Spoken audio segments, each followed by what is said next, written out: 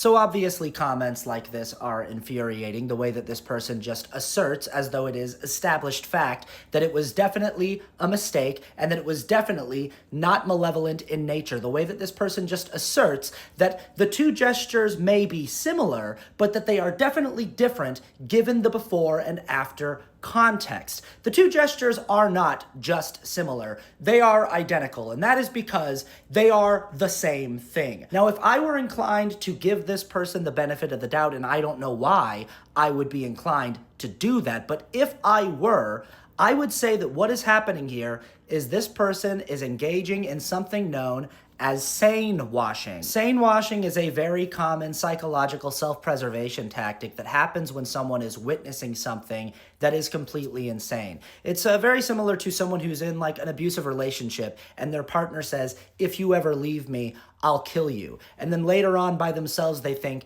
that can't be what my partner just said. That can't be what this person who I've spent years of my life with actually just said to me. The thing that they're hearing, the actual words that that person is saying to them, seem insane, so their brain starts to craft a narrative that makes it feel less insane. This happens to people in church all the time when the priest or the pastor or whoever's leading the service says something genuinely unhinged, and instead of fleeing for the doors, the congregation either ignores what's being said or comes up with an explanation in their head that justifies it somehow. Usually that explanation will just be something as simple as like, I don't know the Bible as well as he does, and maybe there's just added context that I'm missing here. Maybe I'm just not fully understanding what he said, and I'm sure that whatever he was saying wasn't as crazy as what I heard him say. Look, I get it. You're not used to seeing actual real-life Nazis being that loud and proud about being Nazis on a stage